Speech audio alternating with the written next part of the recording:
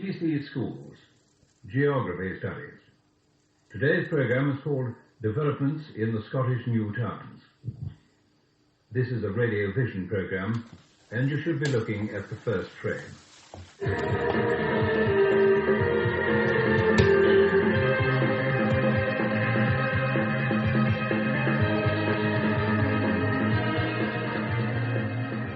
The Scottish New Towns have helped to change the face of central Scotland, providing new jobs and new homes for many thousands of people.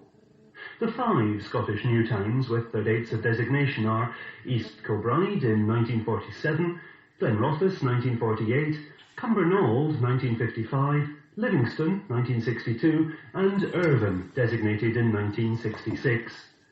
The ideas behind the new towns have changed over this period, with many examples of changes showing in these 5 towns. One major reason for the development of the post-war new towns was to accommodate overspill population from the decaying inner cities. You can see here examples of the old tenements which had been built in the 19th century. They were overcrowded and lacked either proper bathrooms or a hot water supply. As these old tenements were demolished, many people moved out to the new towns, away from the old, congested industrial areas.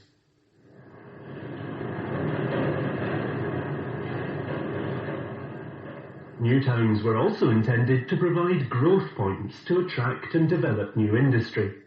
By the end of World War II, traditional heavy industry such as shipbuilding was in decline.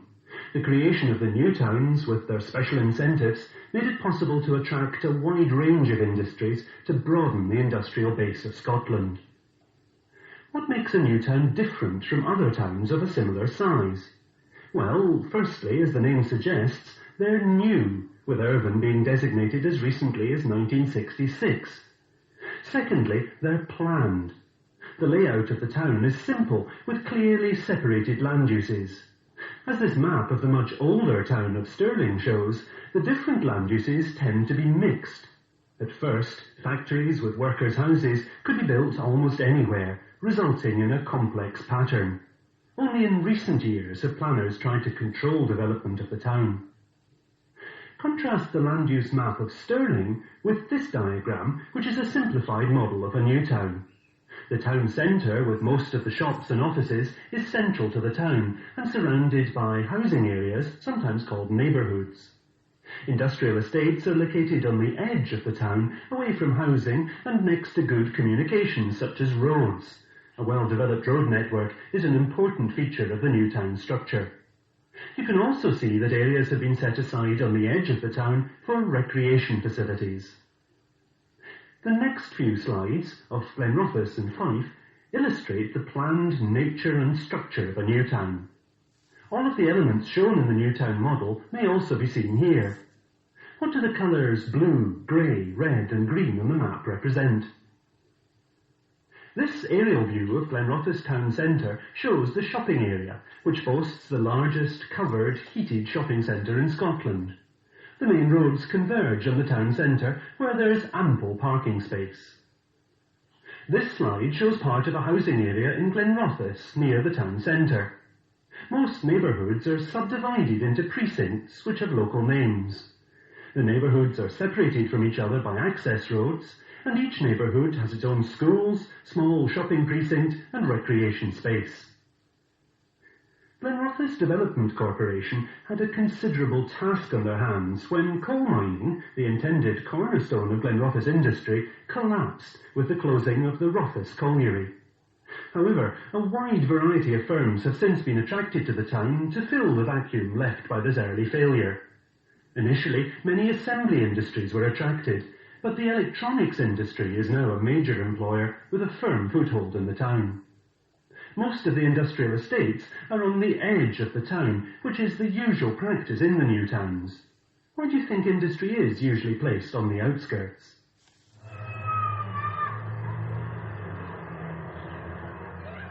Large areas of open space for recreational purposes have been provided in all of the new towns. Irvine, for example, has its beach park, and Cumbernauld its countryside park. Glenrothes Town Park, shown here, has made use of natural features of the landscape to provide a large, attractive park. Why do you think these recreational facilities are provided in the new towns?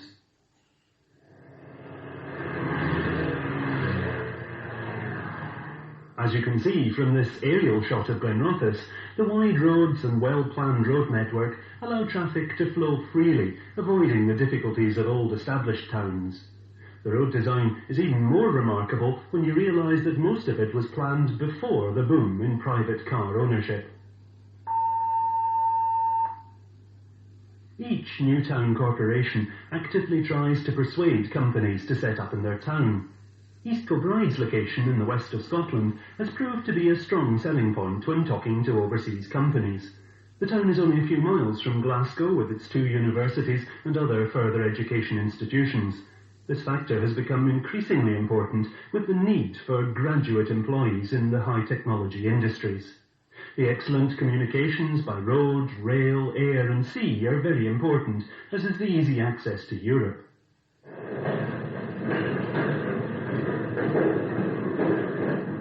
Many of the firms which moved to East Kilbride soon after designation were engineering firms, such as Rolls-Royce. Initially, the Development Corporation was interested in actively attracting population as well as industry, and because of this, mainly male employment was attracted to the town. This, it was assumed, would encourage entire families to move permanently into the new town. It was felt that a wider industrial base, which would cater more for female employment, would develop once the town had established itself.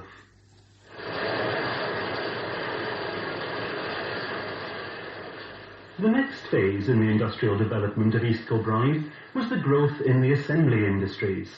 Firms such as Sunbeam Electric established large factories in the town. But in recent years, many firms have closed because of foreign competition, including Sunbeam itself in 1983. This is the National Engineering Laboratory, which is the principal centre of government research in engineering in Great Britain. The laboratory earns money by providing research information and advice for companies, as well as organising conferences and courses for specialists. The presence of the laboratory in East Kilbride may have been important in attracting engineering firms to the new town. However, the current growth sector of industry has been microelectronics, which doesn't require the services of the laboratory. One of the leading companies in the field of microelectronics is Motorola, and Mr. Hughes explains why this American company chose to establish a factory in East Kilbride. In looking at locations within Scotland, then the new town has a big attraction because it has the right sort of labour force available for us. We employ a large number of female operators within the factory, and the aged population within East Kilbride is very attractive to us. Not only that, there were sites available in East Kilbride, and there were incentives which are provided not specifically for East Kilbride as a new town, but for Scotland as a whole.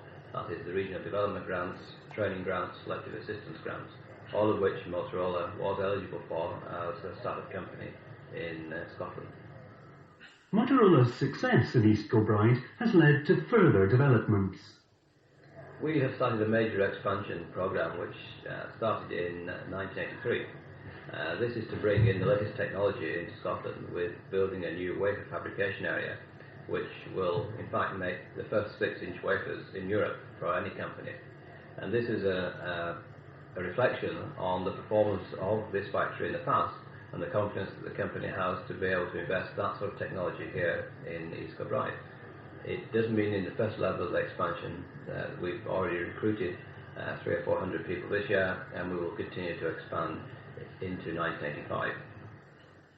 Although large factories have a very important role to play in East Kilbride, more than half of the industrial firms in the town employ 10 people or less.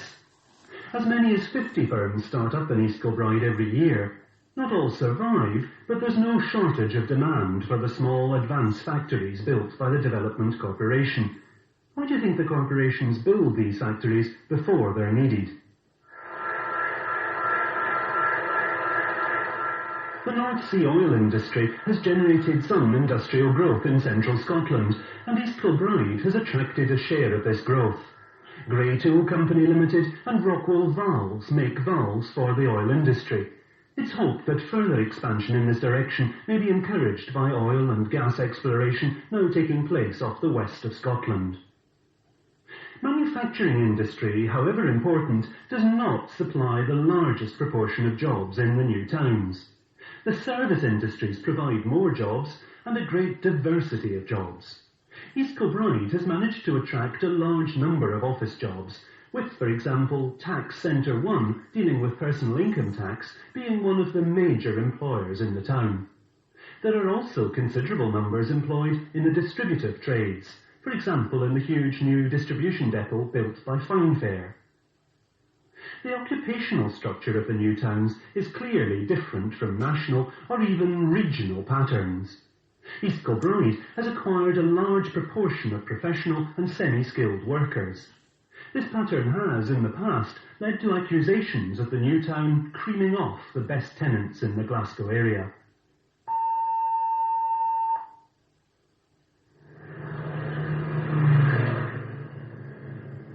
The new towns have a carefully planned road system to assist the flow of commuters into and out of a town. Within the town itself, it's important to have a system which is both safe and efficient.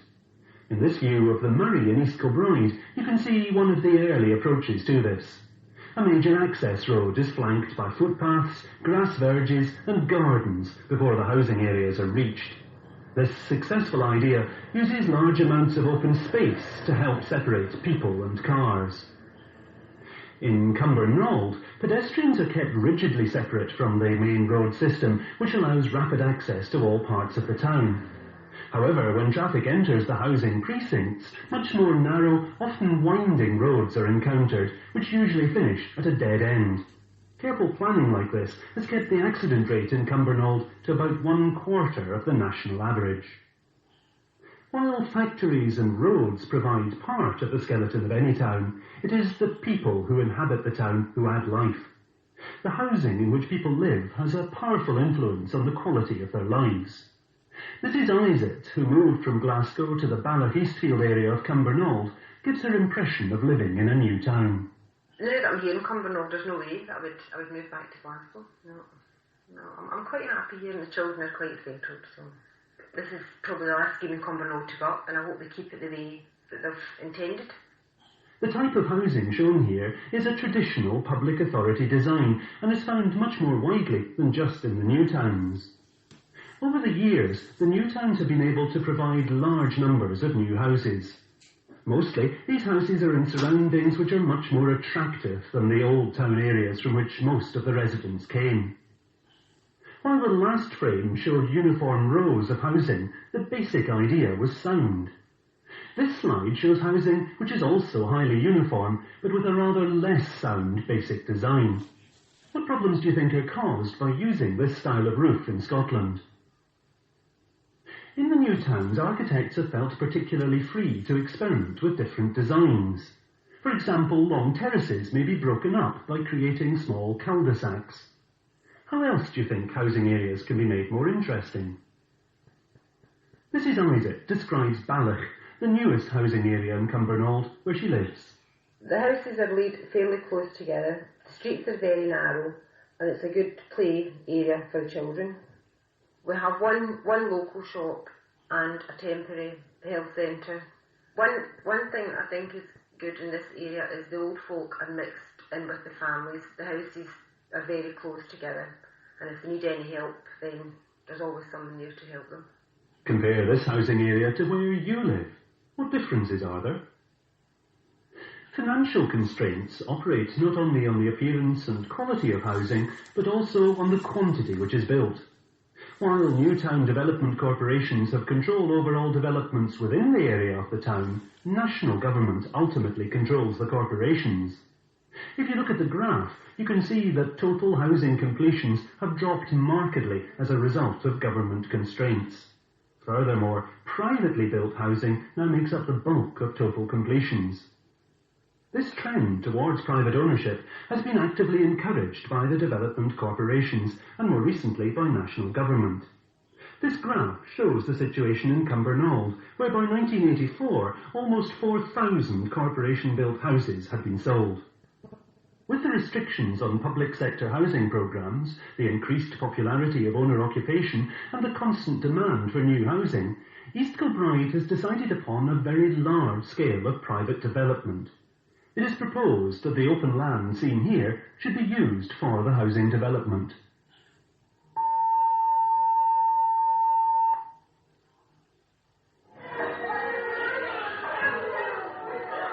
Patricia Jarvis, a resident of Abram Hill, describes the facilities available for the 10,000 inhabitants of this area of Cumbernauld. The facilities here are very limited. We've got a supermarket which is very expensive. We've got a good library which could be a lot larger, a health centre which is very good, and the nursery is really exceptional. The children really benefit a lot from the nursery. But really to do the main shopping, you've got to go into the town centre. Taking the bus in, the money I've already saved by going to the big supermarkets, I'm losing out on by paying back in bus fares.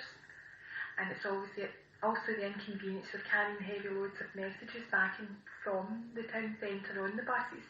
I could do with a supermarket being built and an extension to the library. In other areas, particularly where they have been recently built, facilities are often very limited.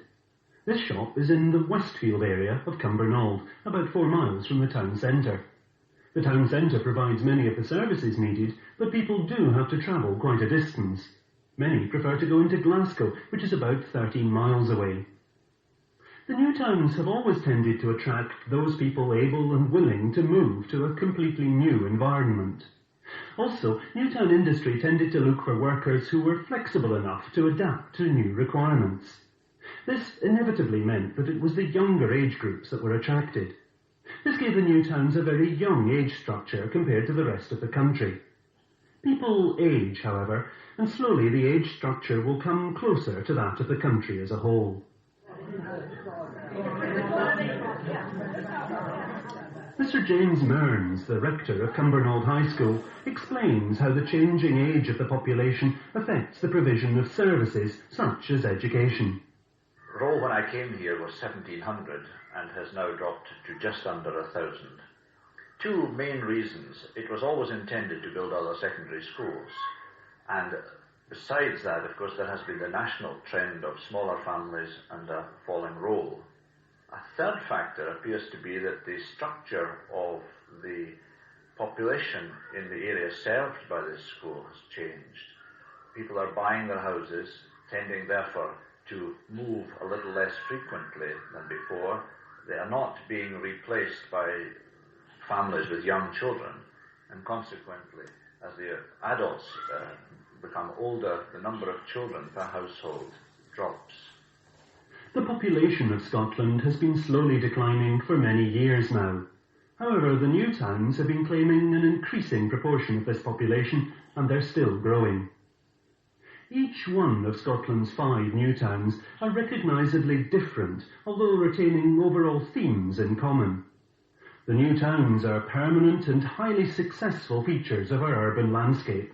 However, although the towns will always be here, the designation will sooner or later change. The development corporations which have had charge over the birth and growth of the new towns will be wound up. Elected councils will then take over the complete running of the new towns, just like any other town in Scotland.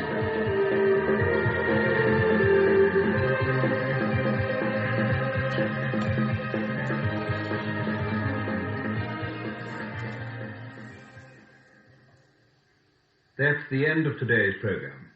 It was written by Richie Cunningham, William Morrison and Andrew Gibb, and produced by Maurice Scott.